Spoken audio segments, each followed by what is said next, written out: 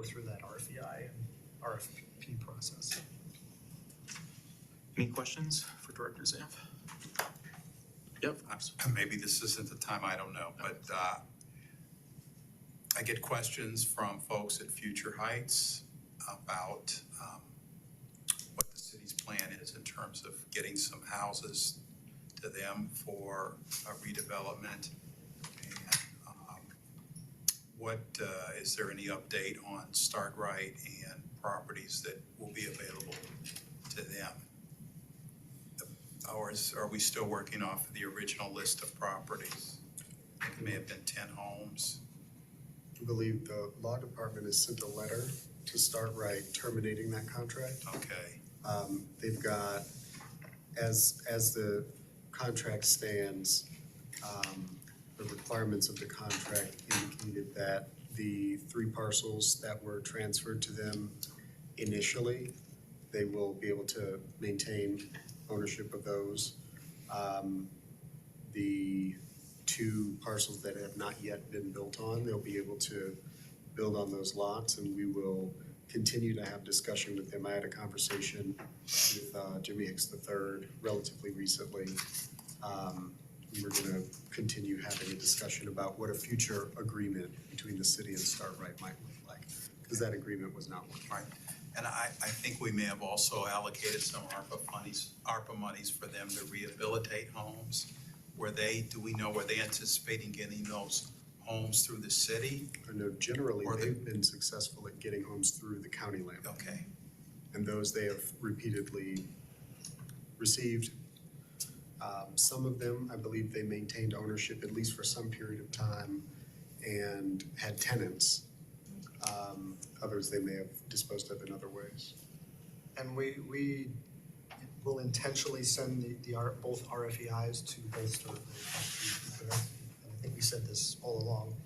The intention here is not to exclude the CDCs. We want them to participate in this process and give them the ability to express interest. And you might decide that they're the perfect organization to move forward with X, Y, and Z property.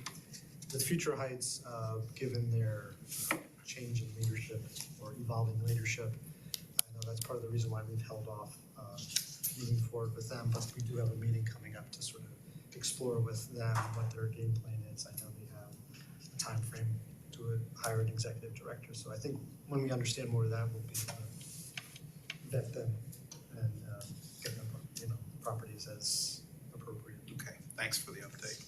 So I could be mistaken. I don't have it up in front of me, but am I remembering that there were some ARPA dollars allocated to Startright for some of the new construction homes as well? Yeah, so for both Startright and Future Heights, there's housing-related funding, rehab, and new construction, and those, we're waiting to have these discussions to fully vet them on how that makes sense. And we're taking that out of ARPA. That's the other, we've had that discussion. That's no longer going to be ARPA funded. Right? Does everybody remember this? Can you explain that? So, just in case. Because of the riskiness of housing projects and ARPA funding, and the fact that these things are designed to have things like program income, which complicate the ARPA question. What we are going to be providing to council is a reallocation away from these housing programs into basically basic government salaries, so that we can use ARPA as revenue replacement for a certain amount of money. And then that will allow us a variety of, flexibility. Yeah, completely, time flexibility, purpose flexibility a bit. We can move forward with those housing programs on a timeline that is a bit more digestible for the organizations themselves, because giving people a big pot of money and telling them to go do something good with it in a very small period of time is a recipe for mistake. So this will allow us to have a longer runway and a bit less concern about the federal government clawing back money that we've possibly spent poorly given the time frame. Thank you. Yes. Anything cooking with infill housing contracts with, anybody interested in building homes in Cleveland Heights? Lots of There's a people lot of interested. From the outside. Absolutely. And so we wanted to make this a public, quote unquote, public process.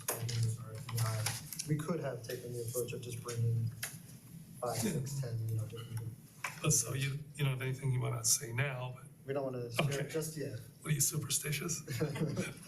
So this is one of those occasions when, when we're having conversations, generally you want to have those conversations until they get to a point of ripeness where you can, expose those plans to, full scrutiny, have a full conversation, but it has to get to that point first. So the RFEI, that's going out in July? Is that, and then do we think that we might hear back or we might set a deadline of like 30, 60 days, something like that? Yeah. Okay. And it'll also be rolling because I think, we want to make sure that if somebody hears about it in September, they can still say, I'm interested in certain properties. Those properties might already be allocated, but we don't want to have too short of a window so that some people who are coming a little bit late to the game don't have that opportunity. Right. Any other questions? Yes. I'm looking at the last ARPA approved projects, and I just, again, new guy at the table, just trying to get a better sense of what's going on. We have 4 items here: the Cleveland Heights Improvement Corps, the Future Homes and Revitalization Program, Good Neighbor Project, Home Rehab, and the Caledonia Homes Infill. Yeah, Caledonia Homes Infill and the Good Neighbor is Start Right. Future Homes is Future Heights. The CIC is the Start. So the plan is to take those monies and deploy them elsewhere. At least for the.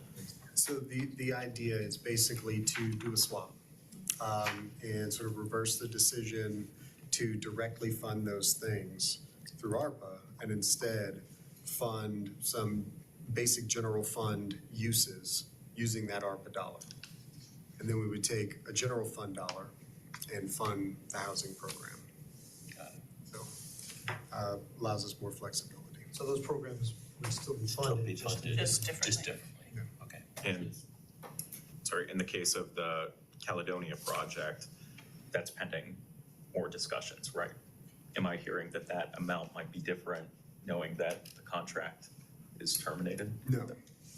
No, our intention is to fund the projects in the amounts that council funded them, with the potential exception of some adjustments that needed to be made because there were certain other programs that the eligible uses had to be adjusted in negotiation through that contracting process with the nonprofits. But for these projects, we know that council had a particular intention, and so we're going to do our best to follow through on that intention. Any other questions on this topic? Okay. Thank you so much. This was a wonderful presentation. This was so informative for me, so I really appreciate it and look forward to seeing some of these things that you told us about today. So the